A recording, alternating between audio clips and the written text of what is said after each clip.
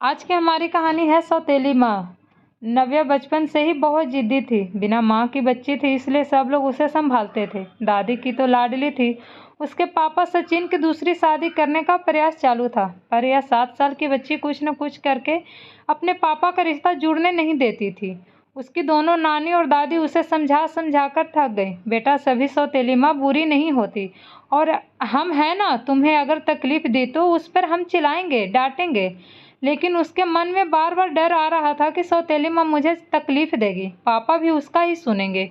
उसकी माँ की आखिरी निशानी, मतलब उसका मंगलसूत्र, वह भी उस सौतेली माँ को दे देंगे, ऐसे उसे लगता था। सभी को टेंशन हो रहा था कि उसे कैसे समझाए। उसकी माँ, मतलब सुनीता, एक एक्सीडेंट में 2 साल पहले इस दुनिया से चली गई। तब से लेकर अब तक उस बच्ची को सभी संभालते थे, पर उसकी यह जिद जरा ज़्यादा ही थी। कैसे बताए अभी इसे। उसकी दादी ने उसके ही मौसेरे भाई की लड़की पसंद कर ली थी। उसकी भी शादी होकर तलाक हो गया था और उसे एक लड़का भी था, पर यह बच्ची सुनने को तैयार ही नहीं थी। वह लड़का है, मतलब उससे ही सब प्यार करेंगे, मुझसे तो ऐसा कोई नहीं करेगा। वह हम बिठाए, वो इस शादी को नहीं होने देगी, ऐसी जिद पकड़ कर बैठी थी। उसके जिद के आगे सचिन भी नहीं बोल सका। दोनों दादी और नानी काफ़ी चिंतित हो गई। बाद में सुनीता की माँ ने समस्या का समाधान निकाला। सुनीता की एक दोस्त माया, जिसकी उम्र हो चुकी थी, इसलिए उसकी शादी तय नहीं हो रही थी। उसके घर जाकर नानी ने सब हकीकत बताई। वह सब सुनने और समझने के बाद ही भी माया शादी के लिए तैयार हो गई। इस वजह से दोनों नानी और दादी भी काफ़ी खुश हो गए। अब सचिन क्या कहता, इसकी उनको चिंता हो रही थी। खुद सास ही बोल रही थी, इसलिए जमाई तैयार हो गया लड़की को मिलने के लिए। सचिन ने माया से मिलने का तय किया। मुलाकात के दिन सचिन ने माया से कहा कि मैं सिर्फ नव्या के भविष्य के लिए और अपनी माँ की इच्छा के लिए तैयार हुआ हूँ। मेरी तरफ से बाकी कोई भी उम्मीद मत करो। यह सुनते ही बहुत बुरा लगा माया को, पर कितने दिन घर वालों के ताने सुनूं। इसलिए माया तैयार हो गई और शादी भी हो गई। उसके घर की परिस्थिति इतनी अच्छी नहीं थी, उस वजह से उसके माँ बाप ने माया को कोई भी जेवर नहीं दिए, और नव्या ने अपनी माँ का मंगलसूत्र भी नहीं देने दिया। बाद में सुनीता की माँ ने माया को माँ बनाकर सब कुछ किया। नव्या माया को बहुत परेशान करती थी, और सौतेली माँ ऐसा ही पुकारा करती थी उसे। माया थोड़ा सा डांटती या उसे समझाने का प्रयास करती, तब जानबूझकर झूठ मूठ कर रोने लगती थी। माया 2 महीने में पूरी तरह हताश हो गई।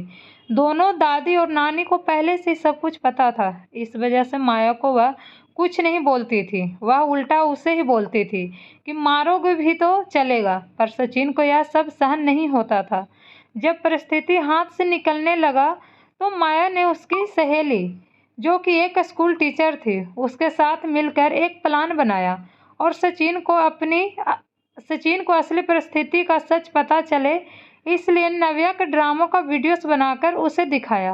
पहले माया को ही गलत समझने वाला सचिन सारी सच्चाई से अवगत हुआ, और उसने उन दोनों को धन्यवाद किया। प्यार से नव्या को समझाया कि इसके आगे तुम्हें माया के साथ अच्छा बर्ताव करना होगा, उसकी सब बातें सुननी होगी। हालांकि नव्या ने काफ़ी तमाशा किया, पर उसकी साइड लेने वाला कोई भी नहीं है, यह उसे समझ में आ गया था।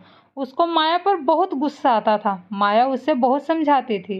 धीरे धीरे माया और सचिन का रिश्ता भी सुधर रहा था, पर पति पत्नी जैसा रिश्ता उन दोनों में नहीं था, और वो सचिन ने उसे पहले ही बता दिया था। माया को तो बहुत बुरा लगता था। उसने अपनी इच्छा अपने मन में ही दबा दी। नव्या को उसने सौतेलापन कभी भी दिखाया नहीं, पर नव्या मात्र उसके साथ झगड़ा ही करती थी। धीरे धीरे नव्या बड़ी होती गई। सचिन हमेशा काम के लिए बाहर रहता था। माया नव्या के लिए हमेशा तत्पर रहती थी। उसने नव्या को बहुत प्यार से समझाने की कोशिश की, पर नव्या को हमेशा असफलता मिली। उसने सचिन की माँ हमेशा बीमार रहती थी, उनकी वह देखभाल करती थी। उन्होंने एक बार माया को बुलाकर बताया, मुझे बहुत चिंता होती थी इस नव्या की, पर अभी नहीं होती। तुम हो ना, अभी मेरा कुछ भी हो जाए तो चलेगा, पर तुम्हारे लिए मुझे बहुत बुरा लगता है।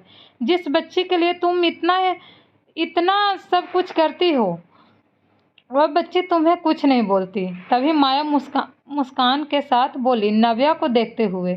उसने मुझे हमेशा गलत ही समझा। हमेशा की तरह नव्या ने माया से बहुत झगड़ा किया। सचिन के घर पर आते ही उसको सब झूठ बताया, पर उसने भी नव्या को ही सुनाया। गुस्से से नव्या ने खाना भी नहीं खाया। माया ने भी खाना नहीं खाया। नव्या को समझाने के लिए गई तो माया ने कहा, मुझे तुम्हारी माँ की जगह नहीं चाहिए, उसकी आखिरी निशानी मतलब उसका मंगलसूत्र भी नहीं चाहिए। मुझे सिर्फ तुम माँ बोलकर पुकार लो। मेरे लिए उससे बड़ा कोई पुरस्कार नहीं होगा।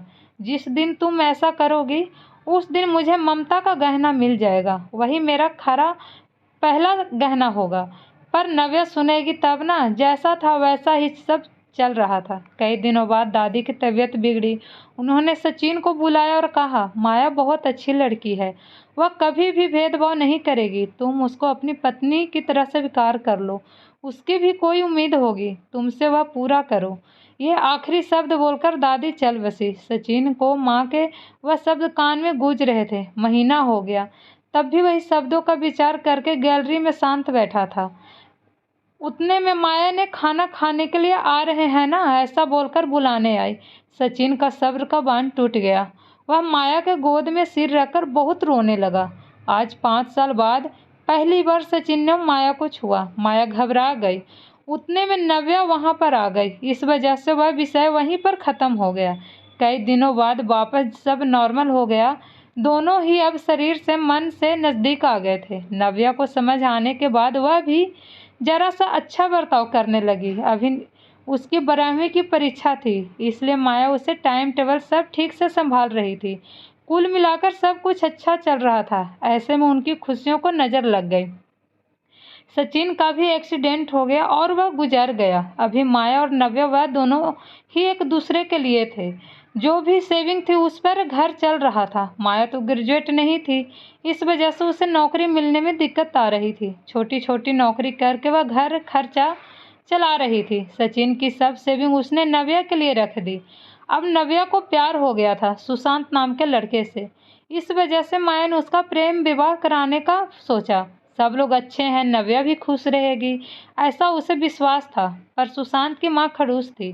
सचिन के जाने के बाद उनकी परिस्थिति भी अच्छी नहीं थी। नव्या शादी के बाद ज़्यादा गहने नहीं लाई, इसलिए ससुराल वाले उसे तकलीफ दे रहे थे। उसकी सास की सहेलियां घर पर आई थी नई दुल्हन से मिलने। तब नव्या की सौतेली माँ के बारे में बुरा भला बोल रही थी। सौतेली माँ है ना, इसलिए ऐसा जानबूझकर किया होगा, सब कुछ खुद के लिए रखा होगा और बेटी को लंका की पार्वती बनाकर सिर्फ मंगलसूत्र पहनाकर भेज दिया और हंसने लगी। अभी उसका खुद पर का नियंत्रण टूट गया। मेरी माँ की आखिरी याद मतलब यह मंगलसूत्र है जो मेरी इच्छा थी कि मैं ही इसे पहनूं। यह मंगलसूत्र मेरी माँ का आशीर्वाद है, आशीर्वाद का हाथ है, और मेरी माया माँ को बुरा भला बोलने वाले तुम्हें कोई भी हक नहीं है। आज वह है इसलिए मैं हूँ। उन्होंने मुझे अच्छे संस्कार दिए, डिसिप्लिन सिखाया, संयम और बड़ों का सम्मान। यह सब बातें कोई भी उम्मीद ना रखते हुए सिखाया। पापा के जाने के बाद भी उन्होंने कमाए हुए एक पैसा खुद पे खर्च ना करते हुए सब पैसे मुझे दिए। कभी भी सौतेलापन उन्होंने मुझे नहीं दिखाया। मेरे लिए उन्होंने खुद का बच्चा तक नहीं होने दिया। पर मुझ पागल को कभी यह बात समझ में नहीं आया। उन्होंने मुझे सिर्फ और सिर्फ प्यार किया। मुझे उन्हें एक ही चीज़ चाहिए थी जो मैं कभी नहीं दे पाई। सब औरतें एकदम सोच में पड़ गई कि आखिर वह कौन सा चीज़ चाहिए थी। उन्होंने नव्या से पूछा तो उन्हें क्या चाहिए था। सच में बहुत महंगा गहना होगा, इसलिए उन्होंने इतना एडजस्ट किया होगा। बातचीत हो रही थी तब वहाँ माया आई और औरतें खुसुर फुसुर करते हुए हंसने लगी। माया मन से डर गई। नव्या ने ऐसा क्या किया होगा, ऐसा क्या किया होगा। सब यह औरतें देख रही थी। तभी नव्या ने माया को गले लगाकर प्यार से माँ बुलाया। दोनों माँ बेटी सब भूलकर एक दूसरे की बाहों में गुम हो गई। औरतें जब जाना फूसी कर रही थी कि तभी नव्या बोली, आप सबको वह गहना देखना था ना, यही माँ बुलाकर ममता का गहना उसे चाहिए था। माया को तो रोना आ रहा था। दोनों सचिन और दादी के फोटो के सामने खड़े होकर उनको हाथ जोड़कर खड़े थे। नव्या ने उनसे माफ़ी मांगी और माँ को भी कभी खुद से कभी दूर नहीं करूँगी ऐसा वचन दिया। अगर आपको ये कहानी पसंद आए तो मेरे चैनल को लाइक एंड सब्सक्राइब ज़रूर कीजिएगा। Thank you so much.